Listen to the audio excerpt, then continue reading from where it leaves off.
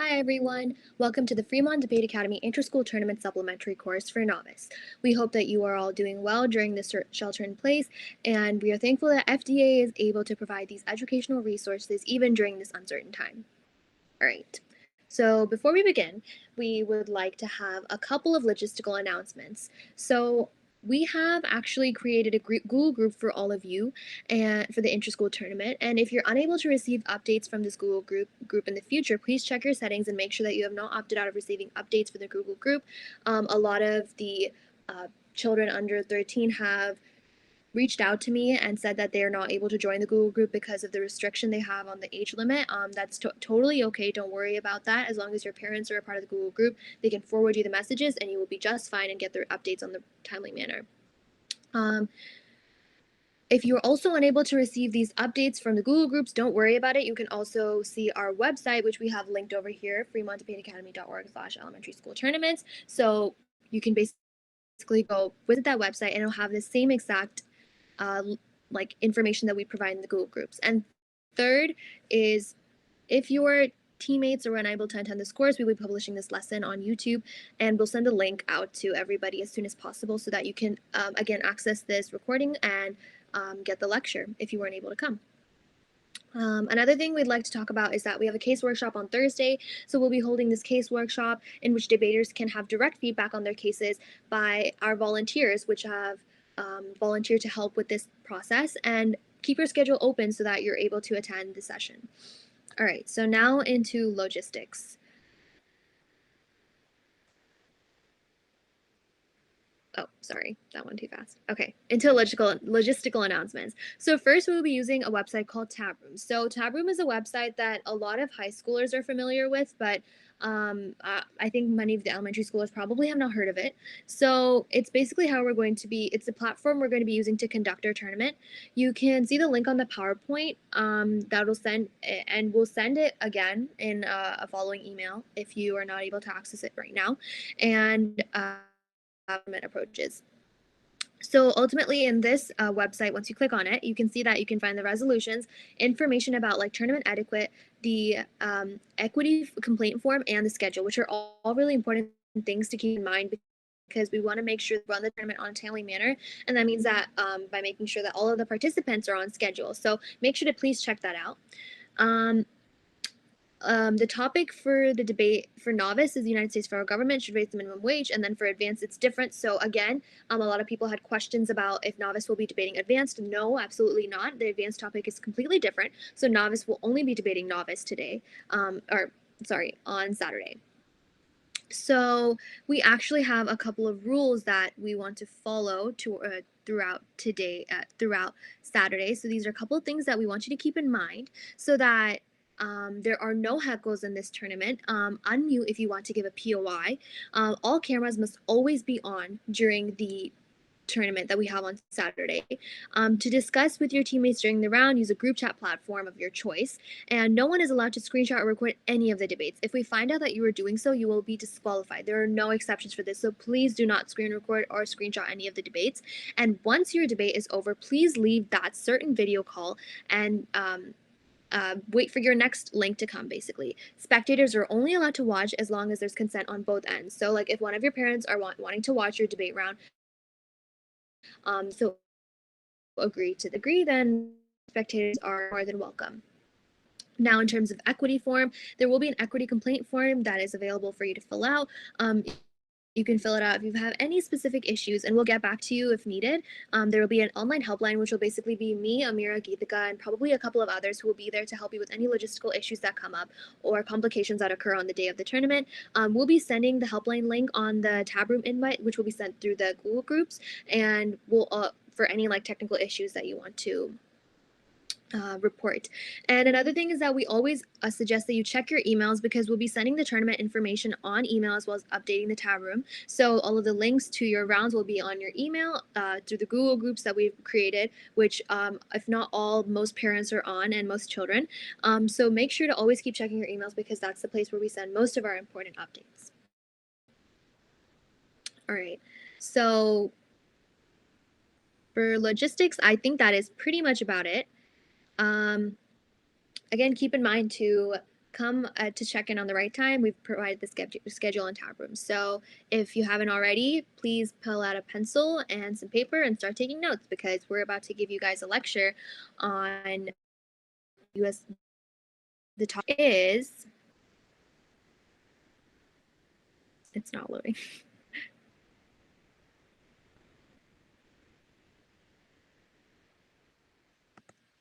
Okay, so the topic is United States federal government should raise the federal minimum wage. So I'm sure this is a topic that a lot of you have already done, because the Novice has done this topic in earlier schools.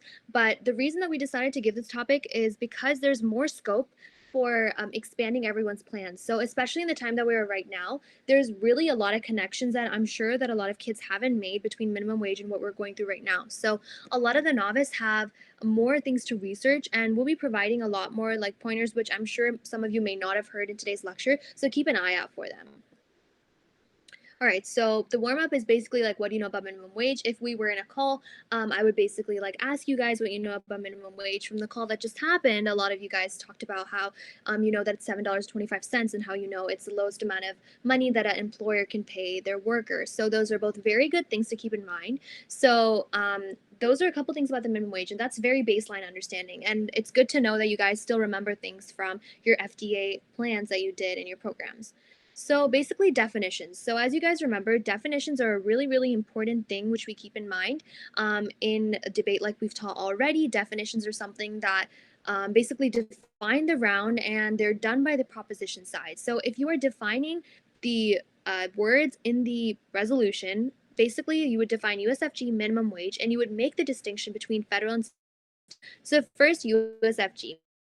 As you all know, it stands for United States federal government. Second, minimum wage. Minimum wage, as given by the definition, but in more simpler terms, is basically the lowest amount of money that a employer can legally pay their worker. So they need, in order to be in the bounds of basically being legal, they need to pay the set amount of money set by the federal government.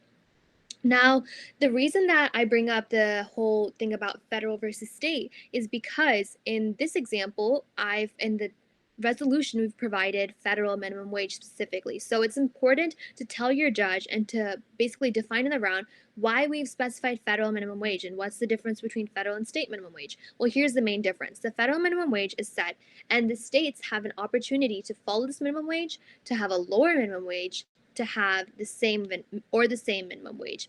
So a lot of the countries do have the same minimum wage as the federal government, which is $7.25. But we can see, like in our state, California, the minimum wage is $13 right now. So the minimum wages differ from state to state because the cost of living differs from state to state. And the way that it works, that if a state has a higher minimum wage than the federal minimum wage, they revert to using the state's minimum wage to make sure that the people there have a fair chance to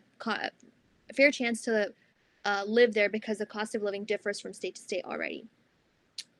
So that distinction is not necessary, but it's very encouraged that you guys make it, and it's probably some new information that you haven't heard of before. So you guys can do a lot more research into the distinctions of that, and that can also be used as part of like your contentions and what you would be saying like in assertions for basically this entire plan.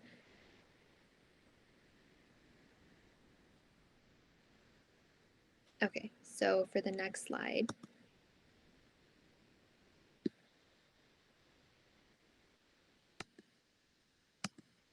All right. So why does minimum wage matter? So first, the minimum wage was created for stabilizing the post-depression economy. That's the reason that it was created, and it was basically to give the people in low-income families and in low-income like households an opportunity to have enough money to basically survive in a society.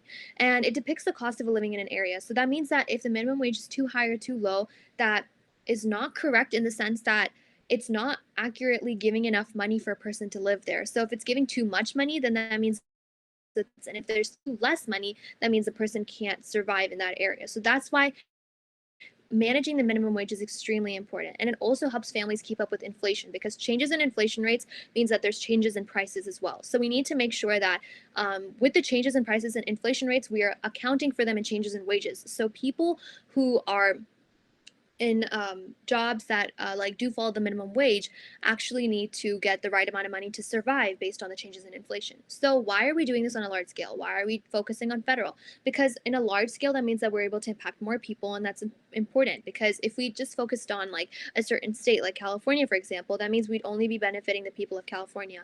And ultimately, if we raise the federal minimum wage, that means that we raise it like everywhere, and that means people have a higher chances of living a better life, and that means that the United States federal government is their economy is better. So basically, it's better for all. So that's the reason why we're considering this on a larger scale with the federal government.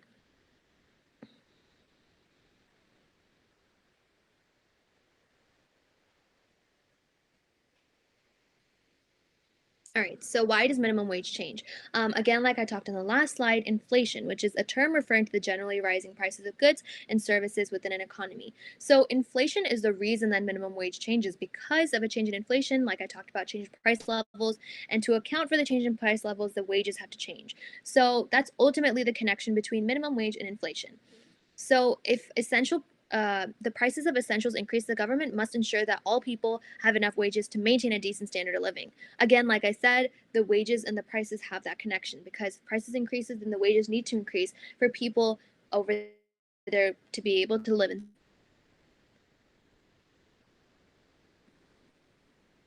So, tips for evidence. So, try using empirical evidence, which is not just statistics, but like actual examples of when there were changes in the minimum wage and how it affected society. And that's really important because it shows like a direct correlation between not what ifs, but basically like what actually happened. And that's really important because it gives you strong evidence to be able to show your judges or your opponents that, hey, like we did this, it happened, and this is what happened in reality. This is like you're not basically like guessing what'll happen. You're showing like actual empirical evidence. So it's important to show that. Like there's an example on the slide up here. So it's important to keep in mind to use empirical evidence. While like statistics are great and all, but empirical evidence is very strong for this topic as well.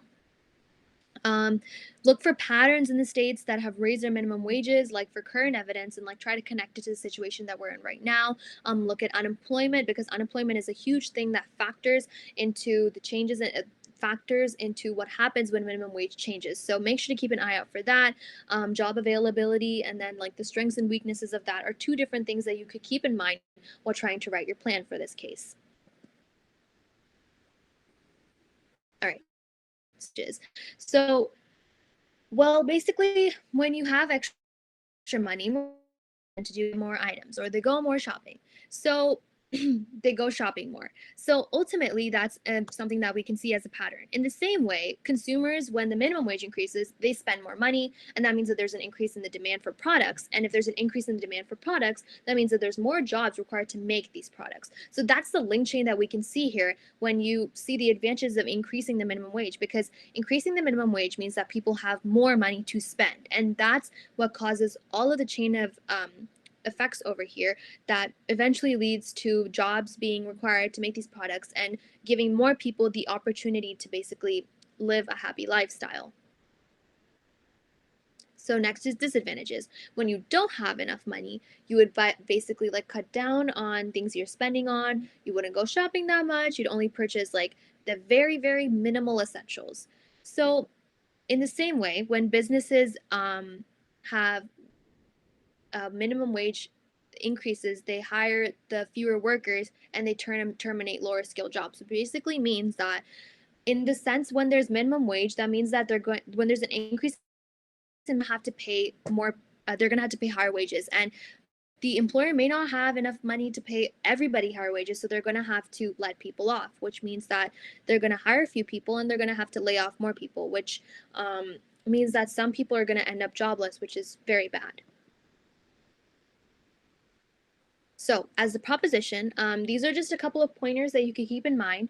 They're not, I would say, assertions that you would use necessarily. Maybe you could, but these are just definitely some points that you should consider when you're thinking about the proposition point of this case. So, first is affordability. So, we can see that basically increasing the minimum wage means that people have better access to like health care and safer homes and healthier foods, which are really important for living a healthy lifestyle. Second is that there's an increase in disposable income. The disposable income is basically the money that someone has to has left over to spend after the required expenses are met. So they have a little bit of like comfort leeway to get a comfortable lifestyle, not only just the minimalistic things that they would need to get if they were having a lower minimum wage, that because there's like more money they have to spend. So there's an increase in disposable income, which is much better for a lot of families because they can indulge in some comforts that they may have not been able to before. And third is the economic benefit. We can see that like more people have money, which means that it'll be more readily spent, and that increases the money flow, which is great for the economy. And there's also lower unemployment levels and higher wages, which increase tax revenues. And tax revenues are basically the money that the government gets from basically making people pay taxes. So if there's an increase in the minimum wage, that means that the tax revenues will increase, and that's also beneficial for the economy.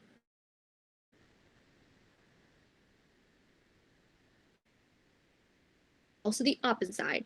So while there may be so many benefits, the opposition provides a different spectrum to look at it from. So first is the job loss and the unemployment that may occur with an increase in the minimum wage. So first is that increasing the jobs means that some may only benefit. And I touched on this a little bit earlier in a couple of slides ago, but what this basically means is that again, because an employer only has a set amount of money that they can pay. So if they increase the wages, then that means only certain people will be able to get that money, and the others they won't be able to pay. So they're going to have to lay off people, and that means they're going to have to let go of them, and that means that they increase the unemployment level. And that's ultimately really bad for the economy because an increase in unemployment is basically an indicator of a recession. Second thing to think about is that it may also limit job opportunities for people entering the market. This is like examples of like college students or people that are like in the middle of jobs. If they're looking for jobs, they may not be able to find one because of the shortage of jobs, because they're going to need to pay more to the jobs that they have. So they won't be able to offer more jobs. That's one way to look at it. So that means that while some people are benefiting, there's a large amount of the population who aren't as well. So second is the scale effect, which basically means that the wage increase could lead to an effect on the consumer prices, which means that if there's an increase in the wages, and that means that the prices for something would also increase as well. So if the work requires more money for it to get done, then that means the product the work is creating also requires more money to be sold. So that means that there's an increase in prices, which often is something that people don't appreciate and don't like. So that would increase like a discontent in the country, and that's something that we really look down upon. So the third is the effect on the USFG GDP. So the GDP is the gross domestic product. The GDP is made of like government spending, investment spending, consumer spending, and the net exports, which are basically all different elements in the economy. And we would see that the corporations may outsource jobs into other countries, and they may lower the minimum wage. And that's something that we really look down upon, because if corporations see that other countries have opportunities with a lower minimum wage to get the same work done, that means that they'll make the work get done in a different country, and that basically means that there's a lower amount of jobs in the economy. There's like jobs, and that's not adding to the GDP, and so it really hurts the United States.